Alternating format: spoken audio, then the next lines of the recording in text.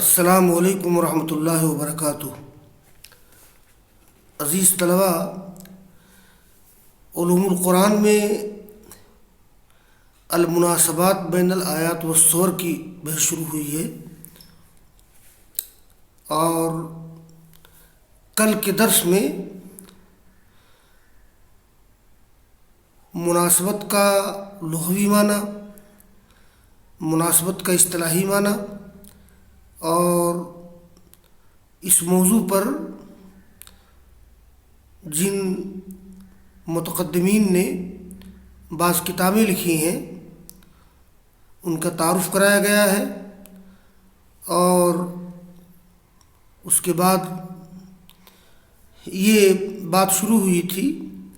کہ المناسبات بین الآیات والسور کی معرفت کے فائدے کیا ہیں۔ اور آج درس کے سلسلے میں مناسبات بین الآیات والسور کی معرفت کے فائدے کے سلسلے میں علامہ زرکشی اور قاضی ابو بکر ابن العربی کی باتیں نقل کی جائیں گی، اور پھر اس کے بعد ایک دوسری بحث شروع ہوگی کہ مناسبات اور ربط بین الآیات کی معرفت یہ امر توقیفی نہیں ہے بلکہ یہ اجتہادی اور ذوقی ہے۔ اس میں تکلف سے کام نہیں لینا چاہیے۔ بہت سے لوگوں نے اس میں تکلف سے کام لیا ہے۔ تو دیکھیے، قال الزرکشی وفائدته جعل اجزاء الکلام بعضها آخذا بأعناق بعض فيقوى بذلك الارتباط ويصير التأليف حاله حال البناء المحكم المتلائم الأجزاء۔ تو علامہ زرکشی کہتے ہیں کہ مناسبات بین الآیات و سور کی معرفت کا یہ فائدہ ہے، تو اس کا فائدہ ہے کلام کے اجزاء کو، یعنی کلام کے اجزاء کو بعض کے ساتھ اس طرح سے مربوط کرنا کہ وہ ایک دوسرے کے کندھے پکڑے ہوئے ہوں، لفظی ترجمہ۔ تو اس کا فائدہ ہے کلام کے اجزاء کو بنانا کہ ان میں سے بعض کے ساتھ قریبی تعلق رکھتے ہوں، بہت متصل ہوں، اور اس طرح سے ربط مضبوط ہو جائے اور تالیف کی حیثیت اس عمارت کی ہو جائے جس کے اجزاء محکم ہوں اور ایک دوسرے سے ملے ہوئے ہوں۔ اور آگے وقال القاضی ابو بکر ابن العربی ارتباط آئی القرآن بعضها ببعض حتى تكون كالكلمة الواحدة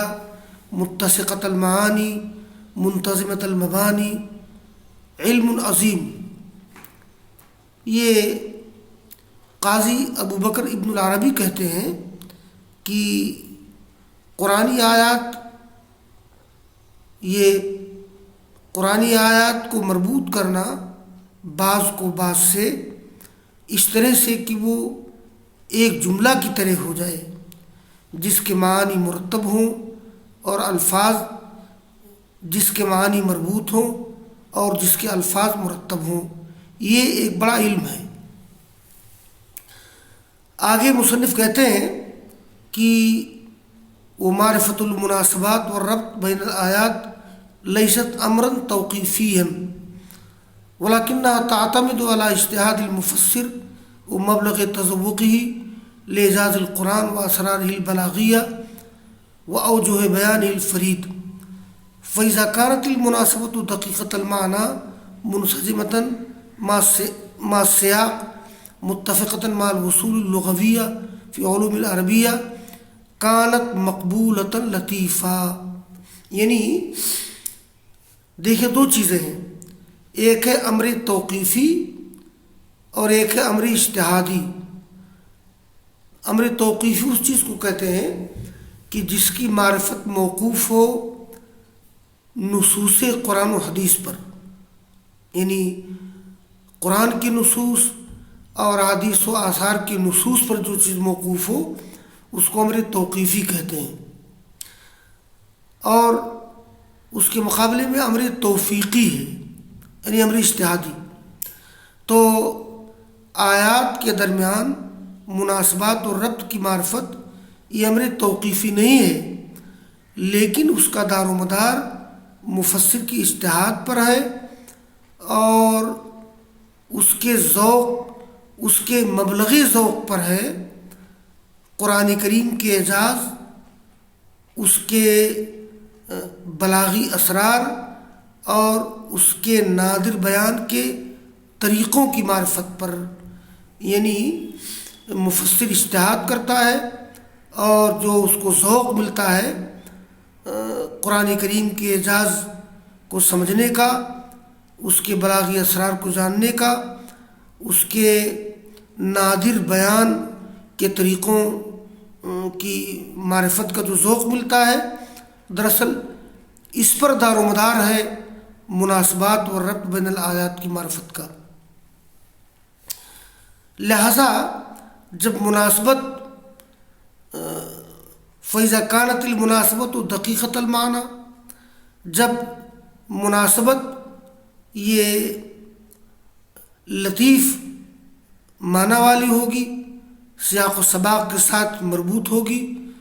لغوی اصول کے ساتھ متفق ہوگی عربی علوم میں، تو یہ مناسبت مقبول اور لطیف ہوگی۔ آگے مفسری کہہ رہے ہیں وَلَا يَعْنِي هَذَا أَن يَلْتَمِسَ الْمُفَسِّرُ لِكُلِّ آیَةٍ الْمُنَاسَبَةَ،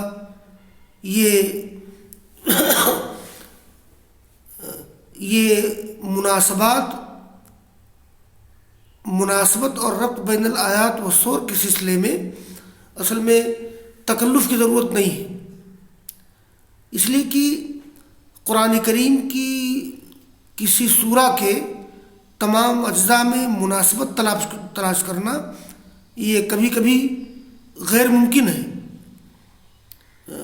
کیوں؟ اس لیے کہ قرآن کریم کا نزول مختلف واقعات اور حوادث کے پیش نظر ہوا ہے، تو کبھی کبھی ایک ہی سورہ میں مختلف باتیں، مختلف تعلیمات ہوتی ہیں۔ بس زیادہ سے زیادہ آدمی یہ کہہ سکتا ہے کہ یہ سورہ جب اتر رہی تھی تو اس موقع پر اس طرح کے حالات تھے، اس طرح کی باتیں تھیں۔ اصل میں یہ جو مصنف نے بات کہی ہے اس کی وجہ یہ ہے کہ متاخرین میں، ہندوستانی علماء میں بعض متاخرین نے بڑا تکلف کیا ہے، اور اس تکلف کی مثال یہ ابی ناصر اصلاحی کی تدبر قرآن ہے۔ تدبر قرآن میں ابی ناصر اصلاحی نے اپنے استاذ علامہ حمید الدین فراہی کا جو اسلوب تھا نظم قرآن کا، اس کو اتنی زیادہ اہمیت دی ہے کہ اس نظم قرآن کے ذوق یا اسلوب کے مقابلے میں اگر بعض صحیح احادیث سامنے آ گئی تو ابی ناصر اصلاحی نے اس کو بھی رد کر دیا ہے حمید الدین فراہی کی طرح۔ تو تدبر قرآن اس لحاظ سے اس کے اندر بڑی انحرافات ہیں اور بڑی گمراہیاں ہیں۔ تو ولا یعنی ھذا ان یلتمس المفسر لکل آیۃ المناسبہ، اس کا یہ مقصد نہیں کہ مفسر ہر آیت کے لیے مناسبت تلاش کرے۔ کیوں؟ اس لیے کہ قرآن کریم کا نزول تدریجی طور پر ہوا ہے۔ فإن القرآن الکریم نزل منجما حسب الوقائع والاحداث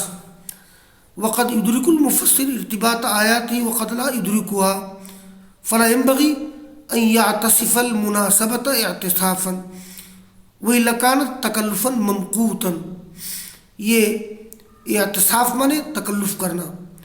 اور ممقوت مانے مبغوض، یعنی اس کا یہ مطلب نہیں کہ مفسر ہر آیت کے لیے مناسبت تلاش کرے، اس لیے کہ قرآن کریم کا نزول ہوا ہے تدریجی طور پر واقعات و حوادث کے مطابق، تو کبھی مفسر جان لے گا آیات کے ارتباط کو اور کبھی نہیں جان سکتا ہے، لہذا مناسب نہیں ہے کہ مناسبت تلاش کرنے میں تکلف کرے، ورنہ یہ تکلف مبغوض ہو جائے گا، جیسا کہ بعض متاخرین نے زبردستی کشید کرنے کی کوشش کی ہے۔ بلکہ تدبر قرآن کے مطالعے سے معلوم ہوتا ہے کہ انہوں نے نظم قرآن کو یا مناسبات بین الآیت و سور کو اتنی اہمیت دی ہے کہ کہیں کہیں تو دور کی کوڑی لا کر انہوں نے ربط پیدا کرنے کی کوشش کی ہے، تو یقیناً یہ تکلف مبغوض ہے۔ یہ اس سلسلے میں مصنف نے علامہ عز الدین بن عبد السلام کی ایک تحریر نقل کی ہے۔ یہ قال الشیخ عز الدین بن عبد السلام المناسبۃ علم حسن ولكن يشترط في حسن ارتباط الكلام ان يقع في امر متحد مرتبط اوله بآخره فإن وقع على اسباب مختلفة لم يشترط فيه ارتباط احدهما بالآخر، ثم قال ومن ربط بين ذلك فهو متكلف بما لا يقدر عليه الا برباط رقيق يحسن عنه حسن الحديث فضلا عن احسنه، فإن القرآن نزل في 29 سنة في أحكام مختلفة ولأسباب مختلفة وما كان كذلك لا يتأتى ربط بعضه ببعض۔ یہ شیخ عز الدین بن عبد السلام، ان کا تعارف میں کرا دوں، یہ ان کا پورا نام ہے عبد العزیز بن عبد السلام، یہ مشہور ہے یہ عز کے نام سے، اور تو عبد العزیز بن عبد السلام اور یہ عز الدین کے نام سے مشہور ہے۔ یہ کان عالما مجاہدا ورعا، یہ بڑے مجاہد اور متقی عالم تھے۔ ان کو وفات ہوئی ہے سن 660 ہجری میں۔ یہ 7ویں صدی ہجری کے بڑے عالم گزرے ہیں۔ یہ شاہ اللہ محدث دہلوی وغیرہ نے بھی ان کی کتاب کی اقتباسات، ان کی تحریر کی اقتباسات نقل کیے ہیں، یہ حجت اللہ البالغہ میں۔ تو انہوں نے بہت دلچسپ بات کہی ہے، علمی بات کہی ہے کہ مناسبت یہ اچھا علم ہے، لیکن شرط ہے ربط کلام کے حسن میں کہ وہ کسی متحد چیز کے بارے میں آئے جس کا اول و آخر مربوط ہو، لیکن اگر کوئی کلام آئے مختلف اسباب کی بنا پر تو اس میں شرط نہیں ہے کہ اس کا ایک حصہ دوسری حصے سے مربوط ہو۔ یہ پھر انہوں نے کہا اصل میں قرآن کریم کا معاملہ یہ ہے کہ قرآن کریم کی کسی بھی سورہ کی تمام آیات میں ربط تلاش کرنا یہ قطعی درست نہیں ہے۔ یہ ایسے ہی ہے جیسے ایک استاذ درس دے رہا ہو اور درس کے دوران کسی طالب علم کی لاپرواہی غلطی سامنے آ گئی تو موضوع درس کے علاوہ وہ طلبہ کو تنبیہ کرنے لگے، ڈانٹنے لگے، اس کے بعد پھر درس شروع کرے۔ اب ظاہر ہے کہ درمیان میں جو استاذ نے طلبہ کو تنبیہ کی ہے، ڈانٹا ہے، تو اس کا تعلق اس کے درس کے کلام سے تو نہیں ہے۔ یہی حال قرآن کریم کا ہے کہ کسی چیز کے بارے میں قرآن کا نزول ہو رہا ہے اور قوم کے بعض حالات سامنے آ گئے تو فوراً اللہ تعالیٰ نے رخ بدل دیا، کلام کا انداز بدل دیا۔ تو کہتے ہیں عز الدین بن عبد السلام کی مناسبت بہتر علم ہے، لیکن شرط ہے ربط کلام کی معرفت میں کہ وہ آئے کسی متحد امر کے بارے میں جس کا اول و آخر مربوط ہو، لیکن اگر وہ کلام آئے مختلف اسباب کی بنا پر، تو اس میں شرط نہیں ہے کسی ایک کا دوسرے سے مربوط ہونا۔ پھر انہوں نے کہا جو شخص اس کے درمیان ربط پیدا کرنے کی کوشش کرتا ہے وہ ایسا تکلف کرنے والا ہے کہ وہ جس پر قادر نہیں ہے، خامخواہ تکلف کرے گا، مگر یہ ایسے رقیق ربط کے ساتھ کہ یہ جس سے محفوظ رکھا جاتا ہے کسی حدیث کے حسن کو، چاہے کہ کوئی احسن الحدیث ہو، اس کے حسن کو بدرجہ اولا محفوظ کیا جانا چاہیے۔ اس لیے کہ قرآن کریم کا نزول ہوا ہے یہ 20 سے زائد مدت میں، یعنی 22-23 سال کی مدت میں یہ نیف کا اطلاق ہوتا ہے، یہ 3 سے لے کر کے 9 تک، مختلف احکام کے بارے میں، مختلف اسباب کی وجہ سے۔ وما کان کذالک لا یتأثر بعضہ ببعض، اور جو کلام اس طرح سے ہو تو نہیں ہو سکتا ہے بعض کا بعض سے مربوط ہونا۔ بہرحال یہ ایک بڑی عام سی گفتگو تھی مناسبات بین الآیات اور سور کے بارے میں۔ آگے مصنف یہ ذکر کر رہے ہیں، یہ مفسرین نے جو صورتوں کی آیات میں مناسبت کی کوشش کی ہے اس کے بعد نمونے ذکر کر رہے ہیں۔ وقد عنی بعض المفسرین ببیان المناسبت بین الجمل او بین الآیات او بین الصور واستنبطوا وجوہ ارتباط دقیقہ۔ یہ توجہ دی ہے بعض مفسرین نے مناسبت کے بیان پر، جملوں کے درمیان، آیات کے درمیان یا صورتوں کے درمیان، اور ربط کی لطیف وجوہ کا استنباط کیا ہے۔ یہ یہاں پھر میں عرض کر دوں، وجہ الارتباط بین الصور مبنی علی ان ترتیب الصور توقیفی وقد اختلف العلماء۔ اس میں علماء یہ صورتوں کے درمیان ربط یہ اس بات پر مبنی ہے کہ صورتوں کی ترتیب توقیفی ہے، توفیقی یا اجتہادی نہیں ہے، یعنی رسول اللہ صلی اللہ علیہ وسلم نے اللہ تعالیٰ کی رہنمائی سے صورتوں کو مرتب کیا ہے۔ تو لیکن بہرحال مفسرین نے کوشش کی ہے جملوں کے درمیان، آیات کے درمیان، صورتوں کے درمیان مناسبت تلاش کرنے کی۔ چنانچہ کہتے ہیں کہ فالجملۃ قد تکون تأکیدا لما قبلہا، کسی بھی سورہ میں کبھی کوئی جملہ تاکید ہوتا ہے ماقبل کے لیے، کبھی بیان ہوتا ہے ماقبل کے لیے، کبھی تفسیر ہوتا ہے ماقبل کے لیے، یا ضمنی طور پر جملے معترضہ ہوتا ہے، او اعتراضا تسہیلیا ولہذا امثلۃ کثیرہ، اور اس کے لیے بہت سی مثالیں ہیں۔ آگے مصنف نے کہا ہے یہ ایک عمومی انداز میں قرآن کریم کی آیات کے درمیان مناسبت، جیسے وللآیۃ تعلقها بما قبلها علی وجہ من وجوہ الارتباط یجمع بینہا، یعنی آیت کا تعلق ہوتا ہے ماقبل سے ارتباط کی وجوہ میں سے کسی وجہ پر جو دونوں کو اکٹھا کر دیتا ہے۔ جیسے مثال کے طور پر بعض صورتوں میں مومنین کی صفات کا ذکر ہے تو اسی کے ساتھ ساتھ مشرکین کی صفات کا ذکر ہے، تو کل مقابلہ بین صفات المومنین و صفات المشرکین، جیسے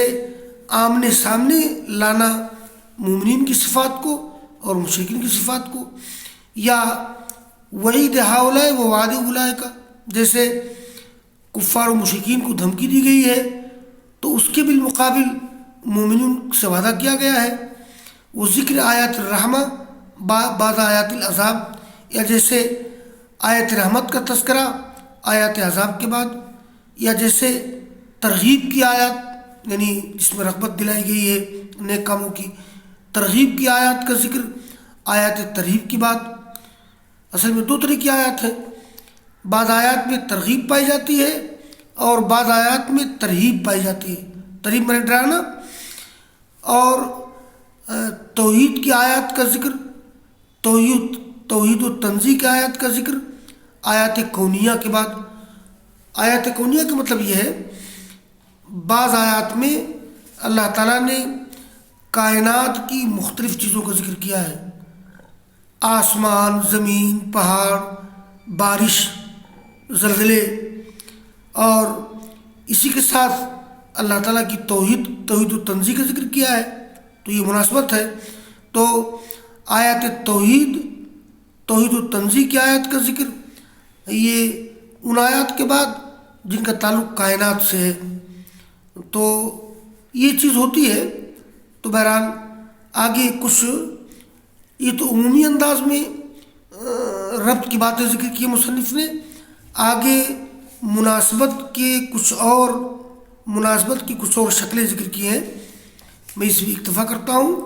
وآخر دعوانا ان الحمد للہ رب العالمین۔